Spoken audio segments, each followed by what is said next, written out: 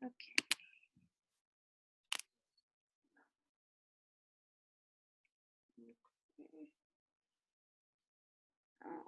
Let's get 2 more minutes.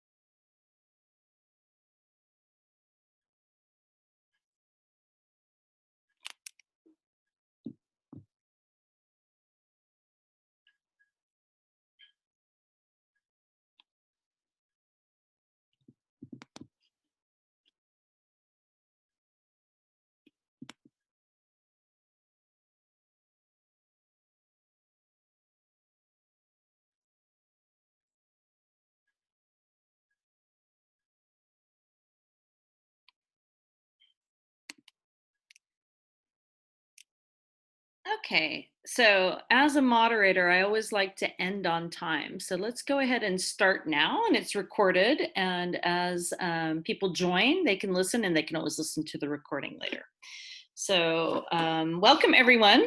My name is Sarah Martin. I am your host and facilitator today. I am presenting this webinar on behalf of the Humanitarian Women's Network. The Humanitarian Women's Network is a Facebook group, but much more than that. It's a peer-to-peer support network of women, all who are working in humanitarian assistance. I joined it, I think, back in 2015 or 2016 when I met some of the founders through my work as a gender-based violence specialist. And we were all talking about the sexual harassment and sexual exploitation and abuse and all the issues that women care about that the humanitarian world did not seem to care too much about. And from this, the Humanitarian Women Network founders started a survey of women working in humanitarian assistance, and we had over 1,000 people, 1,000 women respond, giving one of the first snapshots that was out there about the issue of sexual harassment in the field. So now it's a Facebook group focused on supporting and mentoring women who work in humanitarian assistance, and anyone can join if you're not already on it. It's on, again, like I said, it's on Facebook. And they encourage people to step up and lead on things. So while there was discussions about starting mental health and psychosocial response careers, I said, you know, I'm super interested in this. I know a lot of cool women who do this, so let's have a session. So that's what we are doing today. This is the second one that we've done. What we're going to do today, this is the introduction, and then we'll have some short presentations from the different specialists I invited to join us today. And I have some questions from the Facebook group from before, but you're encouraged to type your questions into the chat box so that the participants, the specialists, can respond to you. And then we'll end with some words of advice. So again, I'm going to let everyone introduce themselves, the specialists, but my name is Sarah Martin. I've been working in gender-based violence for over 20 years, which seems horrifying to understand it's been that long. But I am based in Berlin. I'm a consultant now, and I do a number of things, and gender-based violence very much is tied to mental health and psychosocial response. And I'm passionate about the topic, and I've had the pleasure of working with so many amazing mental health and psychosocial response specialists. So this is a great opportunity for me to introduce them to you. So without further ado, I'm going to invite Karen Stewart to introduce herself and to talk a little bit about her work. Outstanding. Thank you, Sarah. And I'm thrilled to meet all of you, and thanks for organizing this. This is very cool. So I've worked in the international aid world since 2004. So yeah, let's talk about long-term and what that does in the mind. It's like, what? But I, as many mental health professionals, there was a reason that I was drawn to the mental health field. So my career started in substance abuse because I myself am a recovering drug and alcohol addict, and that's what got me to the field. So I went and pursued my bachelor's degree in human services once I got into recovery. It took me 11 years to get my bachelor's degree, and I became a certified addictions counselor. So for about 10 years, I worked in that field: substance abuse, HIV and AIDS, persons experiencing homelessness, women's shelters, so that kind of a world. Then I decided to pursue my master's degree, and I got a social work, or a master's in social work, became a licensed clinical social worker, and moved over towards more straight up mental health. So I worked in hospitals and community-based settings. I worked inpatient psychiatric, I worked emergency response psychiatric, residential homes, home health, medical hospitals, just that whole gamut. And throughout that time, clinically supervising students, interns, and other coworkers. So in 2002, my sister, my only sibling, took her own life. And it really messed with me for about a year. And then behind that, my cousin, a very dear cousin, took her life. So for 2 years there, I was kind of off the grid and trying to pull it together. And when I did in 2004, it just, I don't know, I was just like, I want to follow my dreams, man. Life is short. And I had for about 15 years wanted to work internationally with my mental health. And so I just made the jump. And I was hired by MSF, Doctors Without Borders, Médecins Sans Frontières. And I worked for about 7 years full time in the field throughout Asia and Africa. So I would be out for a year, then I'd come home to the US and stay maybe 2-3 months and rest, and then go back to a new country for about a year. Then I moved into kind of shorter assignments, more as like a mental health coach instead of a mental health specialist. So kind of did that. When I stopped working MSF full time, I had a hard time finding, it was a struggle to find my space. And I'm not alone with that. There are many aid workers who, when they've wrapped up in the field, it's like, okay, where am I going now? So I began teaching in 2015 for the University of Denver, in the Graduate School of Professional Psychology, Graduate School of Social Work. I love teaching, I love training. I cannot deal with the academic system in the USA. It's, no, it's not for me. So I moved away from that. I started with Red R UK, which is out of London, as a trainer, and I did some trainings for them in Nepal and here in DC, actually, in Washington, DC. And finally, in 2018, I launched my own kind of consultant business for mentoring and trainings, consulting with international humanitarian aid sector. And with that, I worked for Danish Refugee Council for a bit, clinically supervising some protection workers and whatnot. So in 2019, I went back to MSF. I was hired as a speaker to go and speak to the public and to donors about my experiences working in the field with MSF. And I landed this incredible gig. It was on the road, it was a tour. So I was able to do the entire West Coast of the United States. So from Seattle, Washington, all the way down to San Diego, was 32 speaking engagements in like 29 cities. It was crazy. Lovely, absolutely. Challenging, but it landed me a full-time job as an MSF speaker. And so that was in 2020. And then of course, in March of 2020, as we all were, right, boom, grounded. So, and laid off, right? You don't have a traveling speaker when you can't travel. So for now, I do a little bit of this and that. I supervise people seeking licensure or needing support, whether they're in the US or abroad. I teach a little on and off. That's not my big thing. I did get back on with MSF as a part-time public engagement associate, and I cover the psychosocial unit at times, which is for the people, international staff coming and going out of the USA office. I do psychiatric evaluations for people seeking asylum. I do that on a pro bono, and then I have my own work. So I just want to end to say aid work can be the best job in the world. It's challenging, it's rewarding, it's touching, it's all of it. It's interesting. And I miss the field, but I do love being home and I do love my routine. So I feel grateful that at this point I've been working for over 3 decades in a job that is in alignment with my values and things I believe in. So for me, that's very special. Thanks again, Sarah, for having me.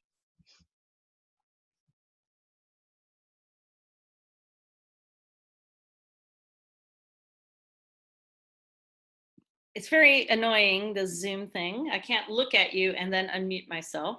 But thank you so much, Karen. For the participants, Karen and I met in 2007 in Papua New Guinea, where she introduced me to the whole concept of supervision, which I think you guys should talk about at some point, and really helped me understand about what work-life balance means. So thank you, Karen. Next up, I'd like to ask Paula to speak.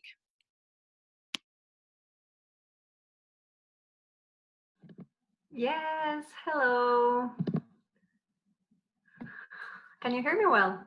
Yes, okay, perfect. Well, thank you so much for this, Sarah, and it's so good to be here with all of you and to speak after a great speaker as you, Karen. That was very inspiring. Thank you so much. Yes, well, I'm Paula Ramirez. I'm a Colombian national. And currently I'm working for the GBV AOR for UNFPA.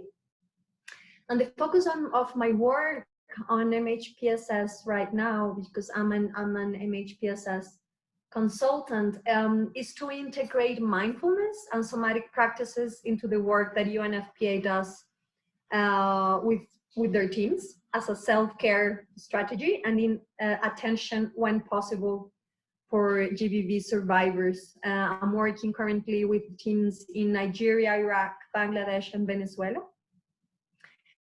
And how this happened, like where did it, like did this start? Yes, and it's good to take it as Karen did. I think, you know, I think it's very important to start from me. Yes, and I had an illness. Yes. When I was 18, I got an self-immune illness, and my doctor said, well, this is not about your body, this is about your mind. This is your body against you. So you go and fix it.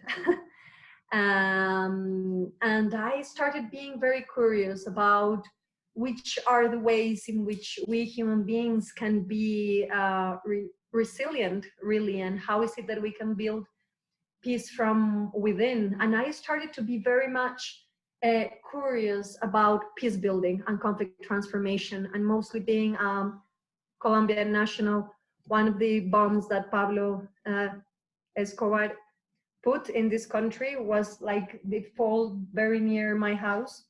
So that started these questions in me around peace building, yes, and how can that happen? So I started working in that subject. I did a master's degree in conflict transformation, and in order to work with teachers, and I wanted to do peace building with teachers in schools.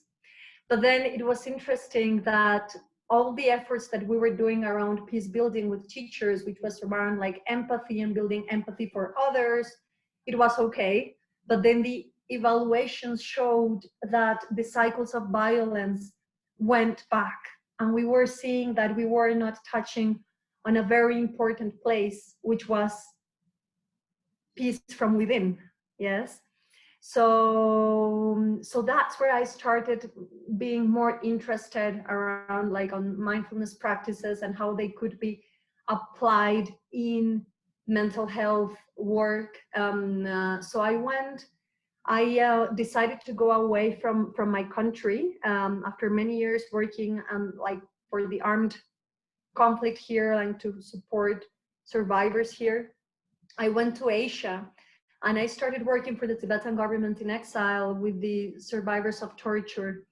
And there I learned more about, yes, like the use of somatic practices, mindfulness, and I started working with Burmese refugees in Thailand, integrating human rights with more mindfulness practice and self-care. And yeah, then I came back to Colombia in 2013 after traveling for 5 years in Asia and working for several NGOs. And I did my own NGO, which is called BREE International. And yeah, we have been working again integrating somatic practices and mindfulness in mental health work for the work for landmine survivors. We work as well, yeah, for teachers. And I also work in South Sudan in 2018 as a GBV specialist. And my whole work, it's around trying to build the coherence, if that's possible, of giving of what we have as mental health workers. Yeah, so building that like ground in ourselves. And I believe that the quality of our work as mental health workers comes mainly from our own self and from the places that we find in ourselves to be there for people as containers. We may know lots of things, which is amazing, but how is it that we can be in presence of other human beings? And yeah, and I studied, I am a somatic experience practitioner. I am a yoga, trauma yoga practitioner as well. And yeah, that's more or less a little bit of my academical background. And I have worked for IOM since 2017 as well. And yes, thank you so much for this space. Thank you, Paula. And Paula and I both work for the GBV AOR. That's how we met. For those of you who don't know what that is, that's the area of responsibility or the global working group on gender-based violence. So, so nice to hear about your background. Next, I'd like to invite Erin to speak. Thanks, Sarah. It's so great to be with everyone. It seems like such an amazing panel of women. So Sarah, I love how you managed to bring people together like this. It's really great. So for me, I kind of started similar themes, I think, to what Paula and Karen have mentioned. I had an interest in a different area, and mine was in homelessness and people experiencing having different experiences of housing insecurity. So I got a Bachelor of Science in Human Resource Development, but it was an interdisciplinary study of family, youth, and community sciences, and I was working a lot in homeless shelters, and worked in a homeless housing project for 16 to 25-year-olds, and realized that approaching it from an angle of education, training, and professional development was more my niche. So I actually kind of started my career as a trainer, and I mention that because that's been like so significant actually to my humanitarian work life, which I'm sure other people can relate to. So I was a trainer working in organizations that supported refugee and immigrant students, so mainly college programs in Boston, and eventually expanded that role as a trainer to more kind of college counseling. And I did that with different organizations for about 5 or 6 years before I felt that I needed to get more formalized clinical training. I was working with a lot of these families and students for some years, and just felt like in order to do the work well and responsibly and ethically that I needed to get this like formalized clinical training and supervision. So I went into a dual degree program that was a master's in actually pastoral counseling and care, which felt like a good fit at the time because so many of the students and families I worked with were quite religious. And then I also did an MSW program, so clinical social work in a global practice. And during that 3-year program, I worked in a mental health hospital, in a dual diagnosis unit, and a partial adolescent outpatient unit, where at least one diagnosis was substance abuse.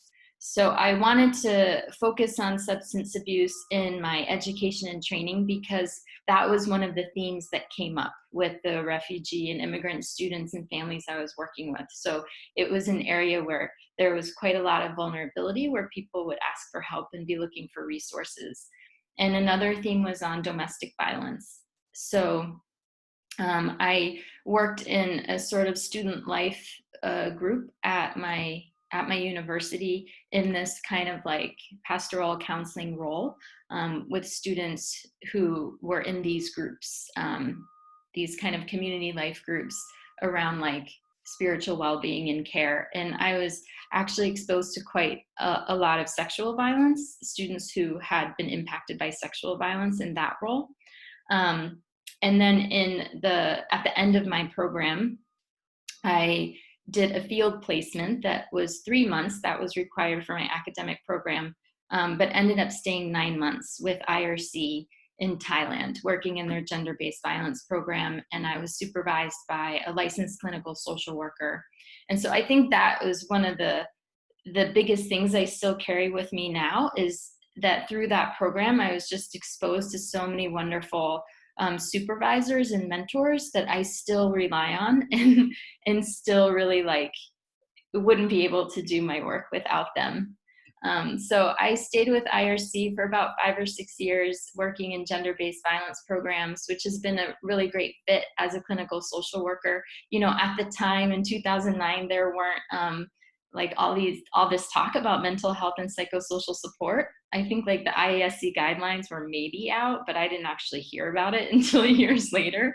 So, so gender-based violence program has been a really good fit, not, you know, as a trainer and somebody who comes from a training background, but also because of this clinical social work experience and counseling experience that I've had. So I was with IRC in Thailand, South Sudan, and Ethiopia, and then worked with the Norwegian Refugee Council in Iraq, and have been with UNFPA actually since 2016. I was with the GBV subcluster where I set up a capacity building initiative for psychosocial support in the Syria response, cross-border operations from Turkey. And then was with UNFPA in Myanmar during the most recent Rohingya crisis and sort of followed that to Bangladesh. So my role in Myanmar and Bangladesh was specifically GBV mental health psychosocial support specialist. And now I'm with UNFPA, both the Pacific sub-regional office and Asia Pacific regional office as a mental health and psychosocial support specialist. Supporting coordination around the COVID response and the mental health impact of that, and then also supporting countries with their psychosocial programming. So that's me. Thank you. Thanks, Erin. And Erin and I met in Thailand when she was on a break and I was consulting and about to head to Jordan. And so we've known each other for some time now too. I think that was what, 2014, 2015? So, all right, next up, I'd like to invite Camille to speak to us. Hi, thank you, Sarah, for organizing this, and I'm amazed with the panel of speakers, and it's really wonderful to actually meet everybody as well. Well, I've spent 20 years in the humanitarian sector. I'm a certified professional coach. I work as a coach and as a trainer. And my background, originally, I have a master's in clinical psychology and a master's in public health. And what's quite ironic at the time is when I really wanted to go, when I was studying, I wanted to get into the humanitarian sector, but I had no idea how to get there in the first place. And what's quite ironic is I felt that I did my master's in public health because I saw it as an easier entry point at the time into humanitarian work, because being a clinical psychologist I just didn't seem to find any way in. Given the conversation today, I find that quite ironic. But I first joined as a VSO volunteer. I went to Indonesia, and then progressively made my way from project coordinator to country coordinator. And after 5 years in Indonesia, I joined an organization called War Child, and I spent 10 years as head of mission working with them in different countries. And it's an organization that provides education, protection, MHPSS programming to children in conflict zones. And to be honest, at the time, to get my first job as head of mission with War Child, my clinical psychology background, nobody cared about it. What mattered is I already had some experience as program manager, a country coordinator somehow. And I met plenty of people during all these years, it's 10 years, and I had plenty of people in my teams that didn't have a specific background in MHPSS, but developed it as they were managing projects in protection, education, and MHPSS. So I think that's also quite interesting for people who are trying to kind of get into that field. And after about 16 years in the field, I got a bit tired of it. I went around different head offices, London, Amsterdam, Paris, different organizations, but I didn't find it very satisfying to be far from the field, from the people we were trying to help. I found the bureaucracy very heavy. I just found I was too far from the real world. So some people settle really well back in head office, but that just wasn't my thing. And during all these years in the field, I had realized that humanitarian workers needed plenty of help. I saw epidemics of burnout, stress, security incidents, people wanting to go home but feeling stuck and not knowing how to do it, how to transition into a different career, people in conflict with their values, being exhausted. And I had been there myself, actually. I'd been lonely, I'd been exhausted, burnt out, disillusioned with the sector as well. So I could really relate to that. And I'm a really firm believer that to care for other people, you have to care for yourself first. You have to be well, you have to be aligned. Some of you, the previous speakers have said that as well. You have to be aligned with your values, with your aspirations, to be motivated, and without motivation in that field, without that level of satisfaction of your aspirations and your purpose, then you can't survive, that field, I think. You need to have a healthy work-life balance, as you said, Sarah.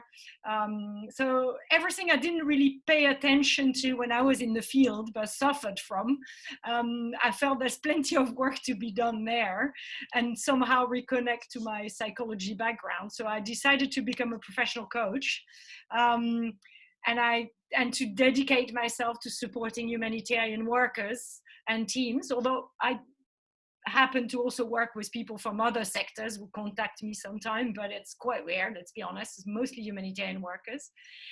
And to help them, whether it's transition back home or in a different career, or move to the next stage, develop the life that they want, find the work-life balance, try not to kind of be in the hamster wheel of exhaustion and burnout, find what makes them happy, what's going to fulfill kind of their purpose and values, and therefore give plenty of energy instead of sucking it out.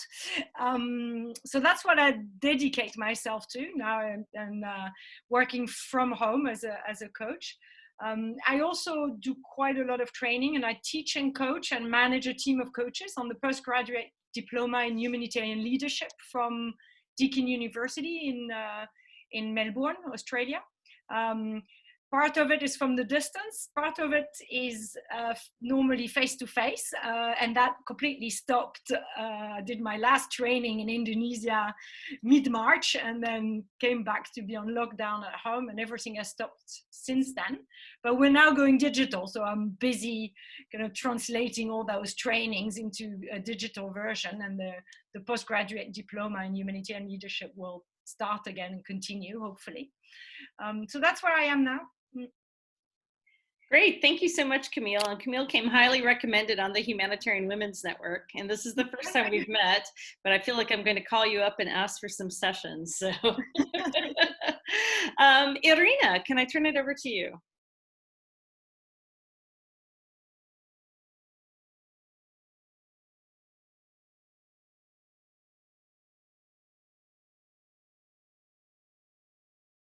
unmute. Ah, can you hear me? Yes. I cannot hear anyone. We can hear you. Okay, now I can hear you. Okay. Now I can hear you. Great. So it's very interesting to talk after Camille because I have a very similar experience to hers. I was a journalist, actually. I was working for the local TV. I was very young, 20-year-old. It was just after civil war in Tajikistan. And my husband, by that time, he came home and said, hey, you know, I met these two Norwegian guys. They came to help street children and they do not know what to do. They have 20,000 in their pocket. Can you just talk to them? And I had never did anything like humanitarian. And I discussed with them and they really didn't know what to do. So I took a camera and I went, because I'm a journalist, I went out and start to look for the street children and talk to them and interview them and take photos and videos. And then I brought it back, showed to them and say, look, these children are not hungry because people are giving them food in the street. And what these children need is it's education and maybe some love and some care. And I saw children 5-6-year-old living alone in the houses because parents went as a work migrant and never came back. Anyway, it's how I dropped everything. I dropped my journalism, I dropped my studies, I dropped my work, and I started to work with street children. And it grew in something very big and beautiful. And after I joined OEC, I learned a lot about gender. I became a master trainer, traveled all around Tajikistan and been doing the gender training, around 800, something like this. Joined UN Women. And since then, it's took off, and I'm 24 years now in this career, love it, passionate about it. And I worked with children, women, persons with disabilities, older people. I've been there, and what is my drive is it's learned more, and working with the different people, different backgrounds in Afghanistan and Pakistan, Nepal, Philippines, Indonesia, South Sudan, you name it. My last job actually was in Jordan. I was regional head of program for Eurasia and Middle East, and actually ended up supervising Ukrainian crisis, Syrian crisis, and Yemeni crisis at the same time. Spent there 3 years, returned back home, terminated my contract, returned back home and say, enough is enough, I cannot do it anymore. And I start to analyze why me, who loves my job very much, actually been doing it all my life, now I just cannot go there anymore. What happened? And I start to look for the answers. And so my why, that was my why. And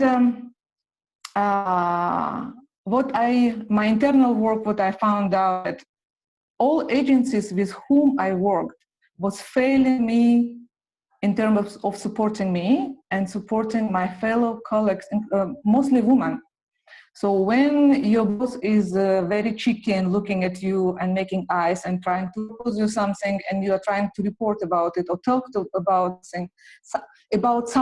this to someone, people say it's your own fault because you're a woman and your skirt is too short or your jeans are too tight. Or when your colleague burned out, you are burned out. It's just a kind of part of the job. Fine, we will hire someone else and your contract can be terminated and bye-bye. It was usually, all this was happening, especially in very hard duty stations like Afghanistan and Pakistan and South Sudan, where people just were completely exhausted and they couldn't find a support from their own agencies. And then I found out in my last job, I've been managing all the directors and all advisors, a lot of stuff. But what I was doing most of my time, just spending time to help them, support them, mentor them, listen to them, and doing a job which I was not hired to do. And when I returned back home, deciding that I don't want to do it anymore, I discovered coaching. And because there was a question, should I go again doing some masters to the answering the questions of participants? Should I do another master where I should go for education? I decided to have 12 months long study and coaching. And now I coach humanitarian workers, mostly women, in different subjects. The most common subject is the conflict at work.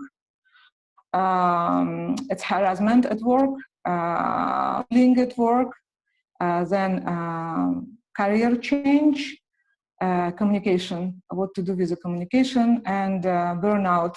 It's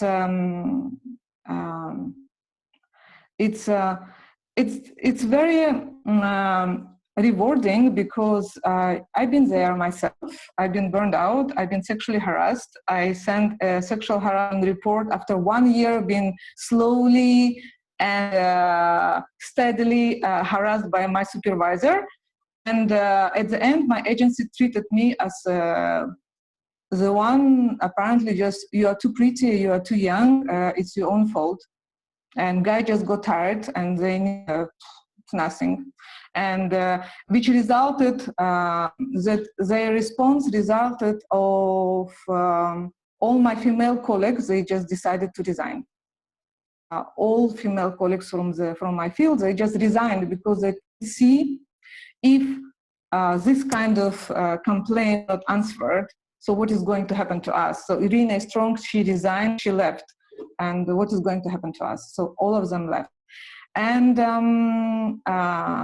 to the people who's looking there for the mental health and psychosocial support career, I just would say that I'm an example of a lawyer, country director, and the head of programs, and the program person. Completely changed my career. I miss field. I hope I can go there back. I hope I can support continuously my colleagues and myself and beneficiaries with what I do. But now I support a humanitarian, and during the COVID, it became very timely and necessary. And so good luck to everyone. Happy to meet such a wonderful professionals, and hope that people who are searching for answers here, they at least could start getting the answers they're looking for. Thank you. Thank you so much, Irina. And Irina and I also met on the Humanitarian Women's Network. And your story is very much the story of the Humanitarian Women's Network, where women got together and decided to support each other against this sexual harassment and exploitation. And you should listen to the beginning story one day. It's really quite great. Last but certainly not least is Ruth O'Connell. Ruth. Hi, how are you? I'm completely intimidated now, speaking after everybody. It's very difficult to come last when you hear such inspiring stories. So, yeah. So basically, I've been working in mental health and psychosocial support for over 20 years. I've been focusing on community-based mental health and psychosocial support. So I'm not a psychologist, but I've been focusing on caregiver and children participation and coordination and mainstreaming. So I think it's really interesting that I am last, actually, because you can see the gamut of the backgrounds that everybody has and how they all really fit into this continuum of care that is MHPSS work, especially in humanitarian responses, including the support for us ourselves, which is really necessary and needs to be highlighted more. So it's wonderful to hear that there are coaches here. So I started off knowing that I wanted to work in what in those days was called community development. So basically your parents thought that you just wanted to feed babies, really, I think.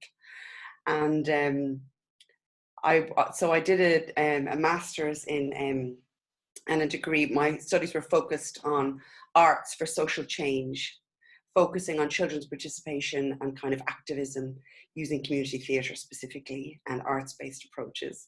And then I moved into psychosocial support for children through the participation angle that I'd been focusing on. And I ended up working, doing some nice projects in India and places like that.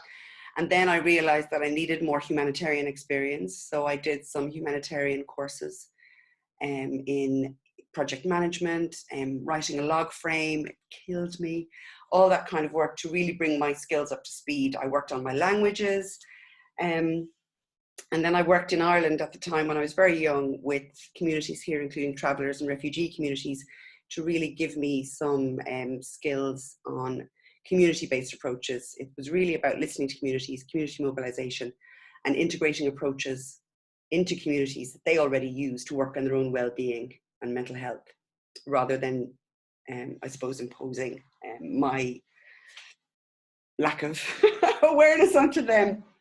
So I've worked for UNICEF and Terre des Hommes and Save the Children, among other organisations, and now I'm a consultant based in Ireland. I was also co-chair of the IASC MHPSS reference group for a couple of years, and I coordinated that when I had a baby because I thought it would be easy to do it and have a baby at the same time. And yeah, a lot of lessons learned from that. And so I think really that I'm going to be brief because I know our time is running out, but really what I've learned is the importance of mainstreaming MHPSS into other sectoral work. So for example, when I was working with MHPSS.net or as a coordinator, I could really see in the last 20 years how MHPSS has become. It used to be throwing football at a few children and helping them to see a psychiatrist and then everything would be fine. But I think we've really learned now that that is not the case. And we are considered as a life-saving response. It's a mainstreaming response. It can be incorporated into all sectors. And that coordination with MHPSS actually assists the humanitarian response. And for example, when I was working on the Ebola response, I think for me, that really, really showed that MHPSS work encouraged life-saving practices, because if you don't consult a community on a resistance to what's going on or how to incorporate, you know, new understandings, it's not going to have a positive impact on the response that you're doing. So I also would, I suppose, support learning to be a trainer, training of trainers, again, with participation at the core, because I think that for me is the key of the MHPSS response, a good understanding of case management and learning that every single one of us has a role to play, whether a psychologist, a psychiatrist, a participatory person, a social worker, or a community mobilizer.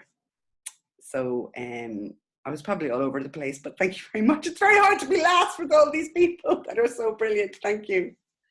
It was random how I put people in the order, but that was fantastic, Ruth. Thank you so much. Thank you very much. So now we're going to do a question and answer session. So panelists, just jump in when you want to speak about something. Participants, go ahead and type in the group chat if you have a question, but I also have some questions from people who were on the Facebook group. So I'll start off with asking here, this person said, I'm interested in going to MHPSS and I'd like to know what education paths do you consider most appropriate? They are considering a dual degree in social work and public health. So now we've talked about a number of different things, but what are you guys reflecting now? Where do you think education-wise people should focus? I'm just going to say I actually love social work and public health. And I see that as such a beautiful combo of moving into this field of humanitarian aid. Just you bring, this is the thing I just want to make sure to say this hour, but that you bring the soft skills, right? The communication skills, team building, leadership, conflict resolution, problem solving, a systems approach, being able to see that bigger picture and see what's going on. So all that is so important. And I think with those 2 degrees in particular, it comes with that. So I just, yeah, that's my one comment on that one. Great. And Ruth, I saw your hand. You wanted to pop in. Yeah, I think Karen articulated that. I think the importance of social work really can't be underestimated, especially in the accompanying of individuals or families through the different interventions that are available. So for example, if you look at the pyramid of intervention where you've got the really top level specialized supports, and then the community-based supports, this accompaniment through the different stages is really, really essential. So I agree with Karen. I think it would be the social work, the role of a social worker, whether it's clinical social worker like Karen was referring to earlier, or somebody with a very good knowledge of the social supports that were pre-existing and that are needed now in the context of humanitarian emergency, I think that would be a really wonderful, really great bag of tools to bring. I'm jealous, in fact. I wish I'd done it. I didn't even know about social work when I was in university. Anyone else? Any of the other panelists want to weigh in on that? Or any other kind of mix of education you think would be useful? Yeah. All right, then I'll move on to Stephanie's question. She's wondering if you can recommend any trainings or courses for a GBV specialist or caseworker to build up their community-based and individual psychosocial support and counseling skills. So, you know, a lot of people are interested in online trainings, and we've had a hard time in the GBV world of pulling together, because there's not a ton of things out there. But with your background and experience, have you guys seen anything, any trainings?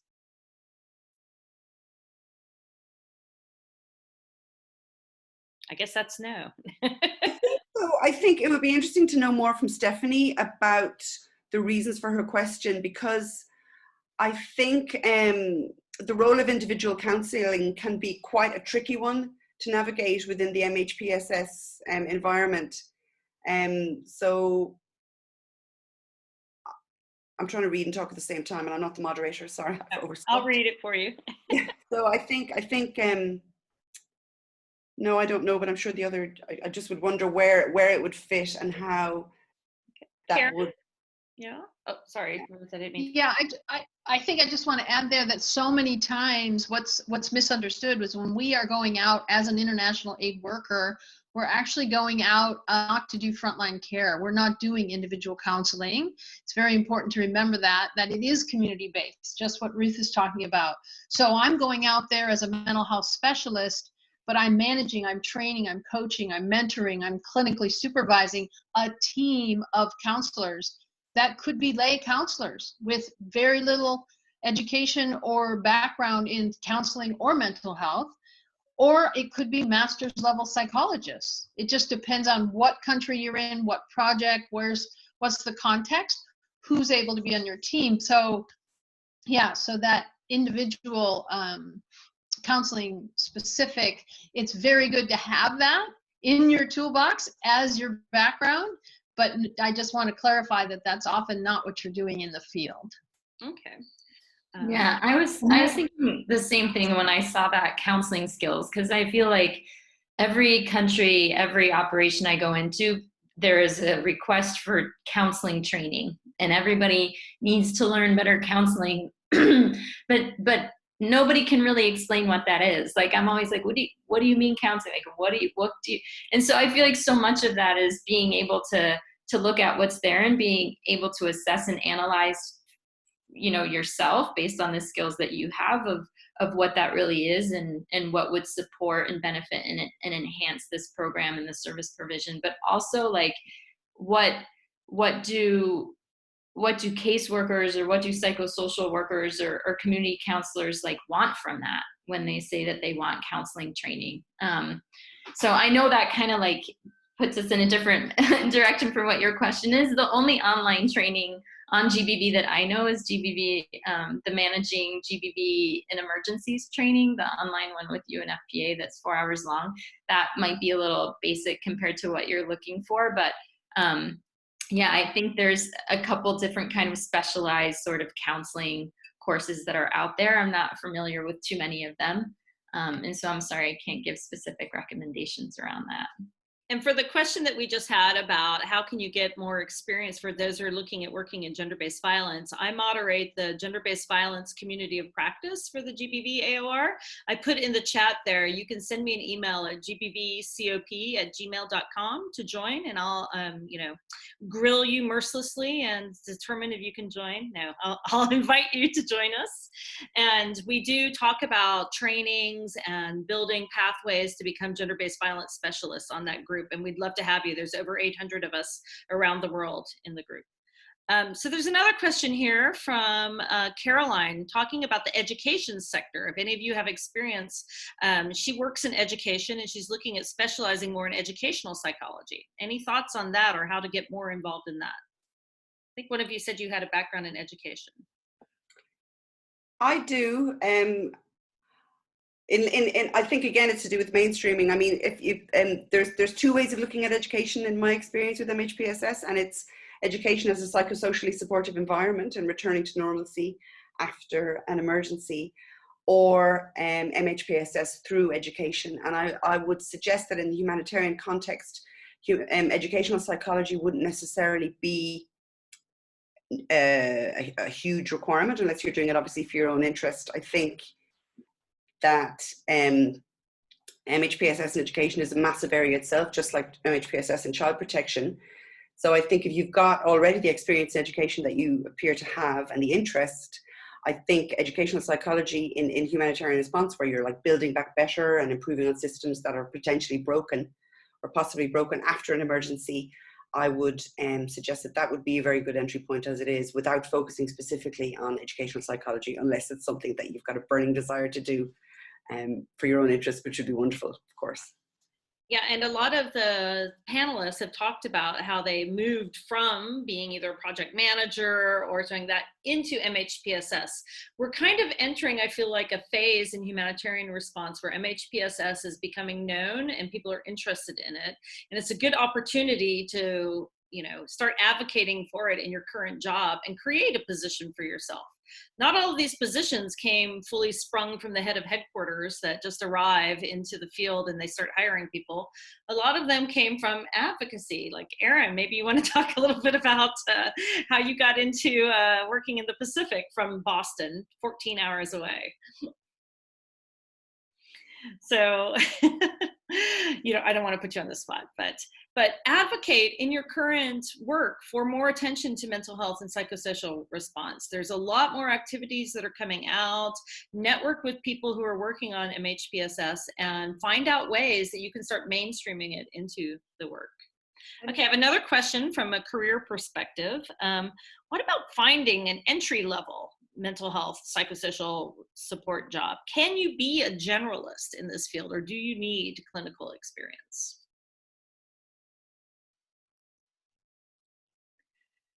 Well, I think, I mean, I would, as you said, Sarah, as I mentioned before, I saw a lot of people who didn't have a clinical psychology background develop from project coordinators to program managers, managing projects with elements of MHPSS, and then doing, you know, some internal organizational trainings, looking for extra courses they could do outside, you know, learning on the job, then furthering their education. So my first advice would get a job in an organization which is doing some kind of MHPSS work, or has it as a, you know, mainstreamed into its work, and then you can work towards your dream job, or as you said, advocate for making a bigger space for MHPSS while you are gaining experience and training yourself and learning more about the sector.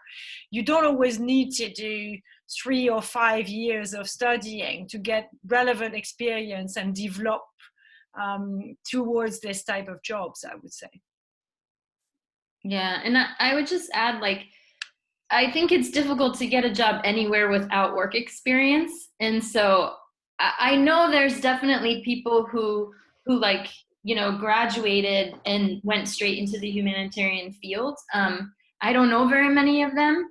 And I had like 7 years work experience, like before I even went to grad school. So I almost felt like it was a second career. Although now that I'm older, I'm like, oh, that was still the beginning of my career. Like, you know what I mean? But I think it's really helpful to have experience, like no matter where you are. Like if you have an interest in this, whatever country you're living or working in, you can identify jobs where you can continue to build that experience. Like it looks like even the work that you're doing now around managing casework of refugees and asylum seekers, like this is, I mean, I was working with refugees and immigrants in Boston and realized I just needed more clinical skills. And I think now that I've been in the field for so long in different emergency settings and development settings, it's really important to kind of ask yourself like what value you can add to these communities, because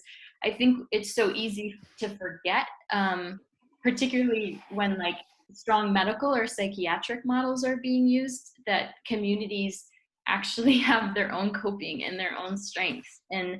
And for generations, communities have been overcoming distress and traumatic events. And so they've built up these inherent ways of overcoming and building their resilience. And so I think we like come in and want to plop down this like system of working, but actually it requires quite a bit of humility of recognizing that people have the answers to their own problems. And based on who I am and my own identity, I have to be able to navigate around that and that power dynamic. And so I certainly feel like the experience that I had working with different communities in my own country made me really aware of that, so that I can even continue to put myself in check, to approach this work with humility and recognizing like, okay, you have the answers. I have these like skills and this experience from these other areas. And so like, what's not working for you and what can I add to that? And this is what I've seen in other countries, and this is a framework I've learned. And so how can that just sort of bolster what you already have in place? I'm not sure if that's a great point. Another question, sorry, I just want to give the chance for this one last question for you guys to jump in. Looking for a job right now, have tons of training, but trying to find a job. Advice on what to do during COVID in the meantime. And I would suggest volunteering on your local domestic violence shelter or clinical rape hotline while you're in country, because that will give you a lot of experience. Ladies, I turn it back over to you. I think I would just say, looking for any job, oftentimes you've got to do it for free for a bit. You might have to be a volunteer for a bit, but to get those, so I love that, Sarah. Yeah, to just volunteer at the women's shelter or wherever, volunteer working with refugees, immigrants. Yeah, so that's just to keep you kind of in that realm. Can I just add from the program point of view, because I was always a person who is creating the program, designing and hiring people for these roles. It's best to start from protection, because protection is everything, and PSS is a part of protection. And if you want to enter the MHPSS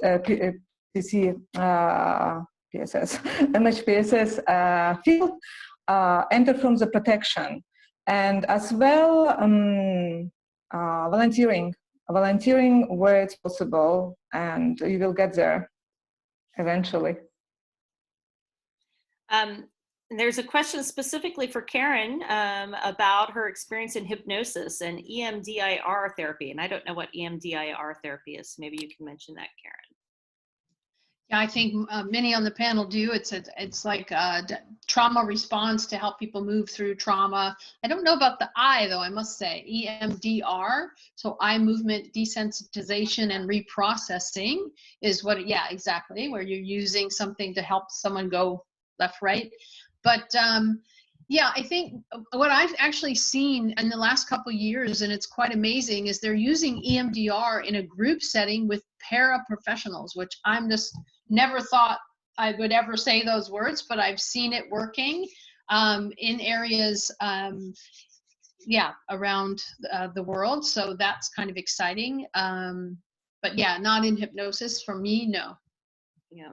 And I was just in an interview today with someone from NCA, Norwegian Church Association, who's a trained art therapist as well. So art therapy is another angle to come in. Art therapy, dance therapy, theater therapy. And I've seen a lot of work. I've been working on the Greek islands and in Italy with the migrant response. And I've seen a lot of that being used because it's a very open way to get people in without calling it mental health and psychosocial response, because a lot of the particularly male migrants and refugees are like, no, thank you. So that's another angle to come in. I said that we would go another 5 minutes. So there was another question, I think. Maybe we can continue to elaborate a bit on the finding a job and what you can do during COVID right now to position yourself for positions. And maybe you guys could reflect a little bit on staff care, because this seems to be a new opening that I'm seeing more positions being created around responding to the needs of staff. I'm gonna put a shout out to learn French. If you want a job in the humanitarian aid world, that will move you to the top of the pile in Or many Spanish. organizations. And I'm saying that as a one language person, English only over here, amazing as a social worker, but it's true. And but that honestly, when I look at, if I even look at MSF and how their hiring is, French speakers go to the very top in all across the board, not just MHPSS, but doc, nurse, logistics, all of it. So yeah, if that's something that interests you while you're at home with COVID, that would serve you very, very well. That's a great point, and it's totally true. If you speak French, I think you will always have a job in humanitarian response. Said as again as an American who speaks poor French and Spanish. Anyone else got any thoughts on that? Paula, do you have any thoughts? Yeah, I would add, if it's possible for you while COVID, yes, like learning about the places that you would like to go to. Yes, like really being able to understand culture. Yes, what is it that people do? Like, what do you, yeah, like learning really from the contexts that you are interested in. I would totally recommend that, because as Erin said, people already have what they need to heal, and it's there. They have used it for many years. So I would say I would add that one. And for staff care, yes, it's opening more, and that's good. And I feel that for you that are starting in this world, your own self-care, it's super important. Like in these times, like really connecting with what brings you stability, connecting with your own emotional resources, build that backup. Yes, because you're gonna need it in the field. The field it's heavy. Yes, you find stuff that is difficult, and when you find another human being, what you're seeing is yourself. Yes, so it's like what is it that other people and other contexts are telling about you? So your emotional resources are super important for doing this job, and it relates to self-care and staff care as well. And that's a good point for me to wrap up the question and answer session. I'm sorry if we didn't get to your question, but we will be sharing the email on the invitation in the Humanitarian Women's Network. We'll be sharing all of the speakers' emails so you can reach out to them. They've all agreed. And maybe we can even have another session some other time. Through the gender-based violence area of responsibility on the community of practice, we're thinking about doing some more just self-care sessions, some discussions on staff care, because this is one of our minimum standards on gender-based violence response. So stay tuned and join us at gbvcop@gmail.com if you want to join. Now I'm going to ask all of the participants, specialists, to end with one word of advice for people who want to get into this field. Karen, not one word, you can say a sentence. Okay, and then I'm actually going to use a quote that I absolutely love. It's Richard Leader, and he says, "The purpose of life is to live a life of purpose."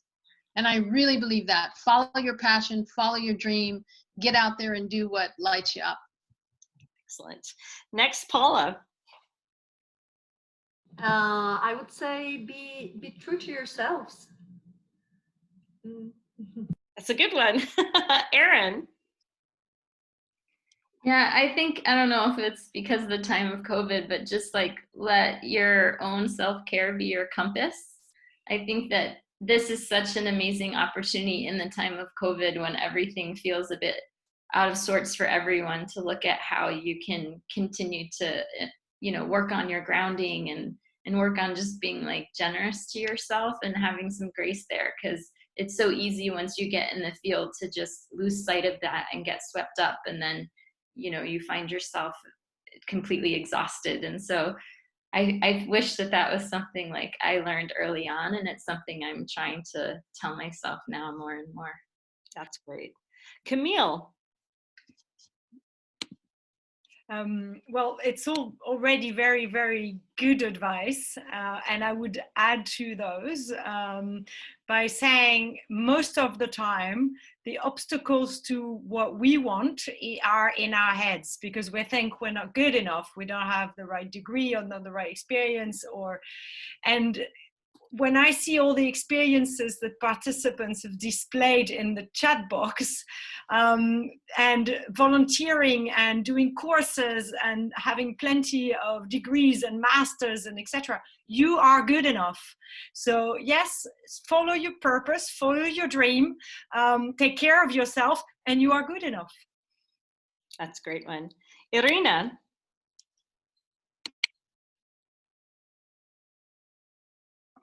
I would say, go there and try. Just go there and try. Maybe it's not for you, maybe it's for you, maybe you'll decide to be someone else and do something else. Just don't stop yourself. And by trying, we are learning about ourselves, and we are becoming better version of ourselves, and we are helping others. So just don't stop.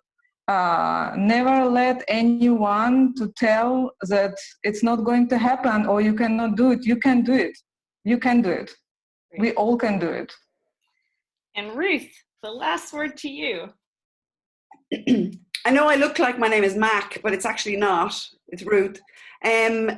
Yes, there is a role for everyone in MHPSS, because when you look at the essentials of it, really, it's just supporting each other and helping each other to find the help that we need in different contexts. So, and we're all helpers to some degree or another. It's just a question of getting a chance to take the role that you can, really. That's great. So thank you guys all so much. It was such an honor to be on this panel with you. I'll leave as my last word a shout out to my therapist of 7 years, who I talk to regularly on Skype. And my piece of advice is get yourself a therapist as well. Very helpful. Thank you guys all so much. Nice meeting you all. And see you on the Humanitarian Women's Network or the Community of Practice. Take care. Right. Thanks, Sarah. Thank you. Bye. Thank you very Bye. much. Thanks. Thank you.